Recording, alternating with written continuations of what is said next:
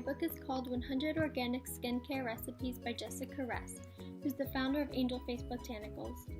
In the first chapter of my book, the author focuses on the many elements of proper skincare. On page 11, Ress says your skin is the largest and fastest growing organ of your body and accounts for 6 to 10% of your body weight. She also agrees that, quote unquote, what you put on your skin is just as important as what you put in your body. I chose this book because I love skincare and want to improve my skills and knowledge of proper skincare. Growing up, I struggled with acne, which made me feel insecure because everyone around me had perfect skin. Freshman year, I began to take better care of my skin and use more natural products and found that to be beneficial in improving my skin quality. I will also be going to school for aesthetics soon because I love making people feel confident about themselves, especially after my past issues with insecurities. I figured this book would be a step toward my goal. I already know a lot about skincare, but I've never thoroughly studied it. My goal with this project is to learn a bit more about the ingredients and their benefits for the skin, as well as testing them out on myself and seeing the results. I will be focusing on face masks, body masks, massage oils, and as well as luxury baths. So now I'm going to talk about what I already know about skincare. Everyone's skin is different. What may work for one person may not work for another. For instance, I know people who swear by products like Proactiv and Neutrogena, but whenever I tried those out, they severely dried out my skin because of the copious amount of alcohol found in their products.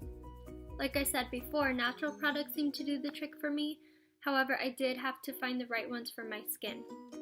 Some people love coconut oil, but I personally would never put it on my face because it clogs my pores like crazy.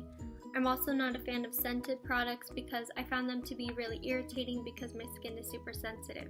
But what you put on your skin isn't always the only factor.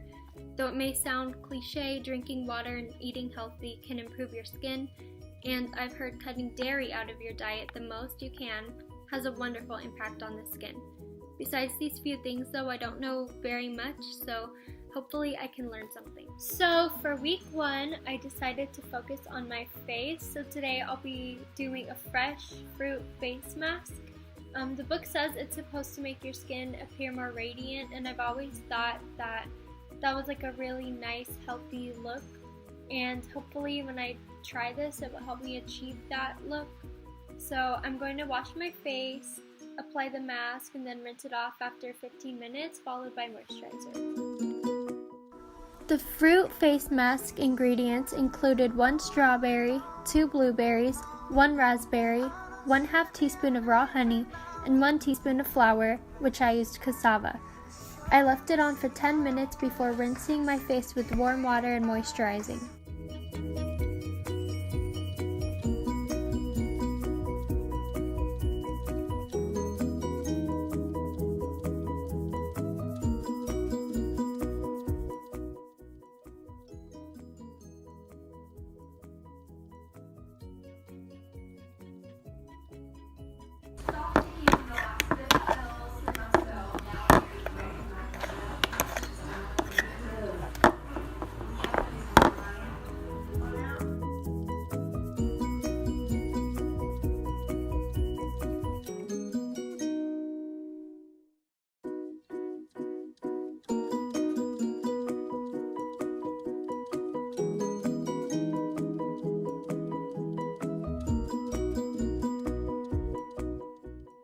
It says on page 50 the mask is supposed to repair and regenerate while gently exfoliating for a fresh and radiant skin tone. After I put it on, it felt kind of gross, but I think it did make my skin look more vibrant and shiny, I guess, so I think it did its job. So this is week 2, and today I'm going to be doing a massage oil that will be used for my legs. I specifically picked this recipe because the author states on page 103 that it's essential to quote-unquote soothing and relaxing your sore, tired muscles. And unfortunately, my legs are killing me after 9 hours of work with no breaks whatsoever yesterday. So hopefully, the oil will relieve some of my agonizing pain, and I will review my experience afterwards. The The massage oil for sore muscles includes olive oil, lavender oil, vitamin E oil, and chamomile oil, which I didn't have. However, I had an essential oil blend for sore muscles that happened to include chamomile oil. I warmed this up and massaged this into my legs.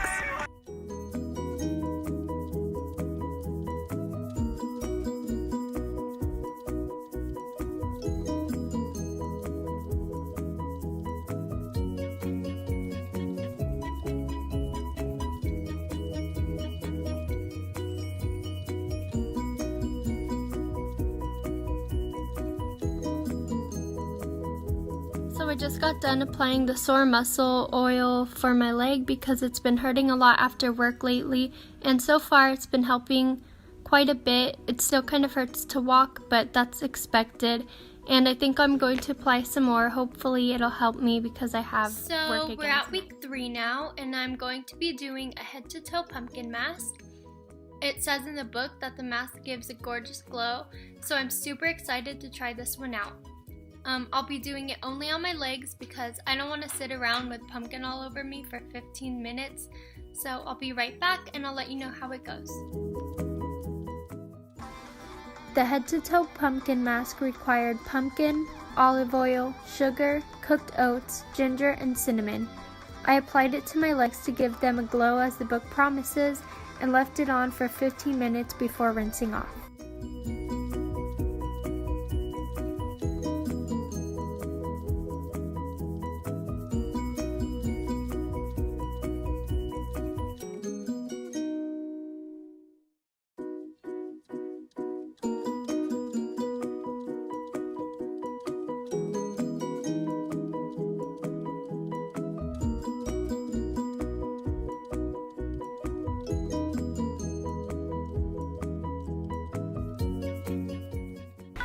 The head to toe pumpkin mask did absolutely nothing for me.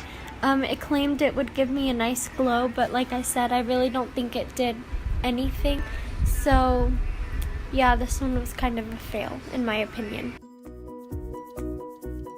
So it's the last week of my 30-day project, and I thought I'd save the best for last.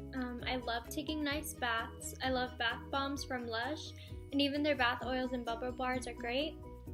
Baths are just a nice way to relax and unwind after a long day, and I only get to do this occasionally since my personal bathroom is only like a shower and it doesn't have a bathtub. So whenever I do get to take a bath, I try to make it a nice experience by adding like Epsom salts or bath bombs like I said. I've only ever made one thing for a bath myself, so I'm glad I have more recipes and I'm really excited to try this one out. The Super Soothe Me bath called for almond oil, which I didn't have, so I used coconut oil, oats, lavender buds, and chamomile flowers. So I just mixed up all the ingredients and drew a warm bath and soaked in it for a little while.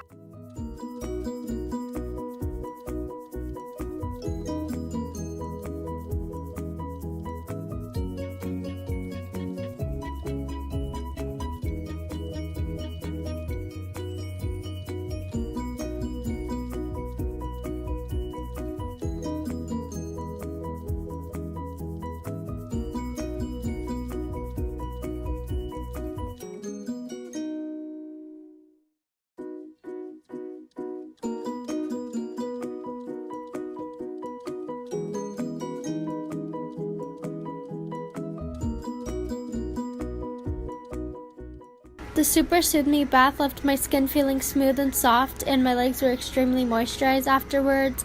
It was also really relaxing thanks to the lavender, and this was probably one of my favorite ones because it had the best results and it just worked the best. So it's the end of my project, and I personally really liked my book. Like I said, I love skincare, so I'm glad I chose something that would be useful to me even after this project. I feel like for the most part, the recipes I did gave me the results I wanted, and there are still some that I'd like to try out. I was kind of disappointed by the pumpkin mask, but aside from that one, I think the recipes that I did helped the best that they could.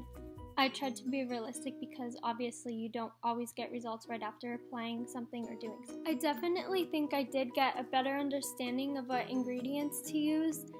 The book wasn't too in-depth about it because it was mostly just recipes, but it did have an intro about skincare, and it also had little skin tips, I guess, every few pages.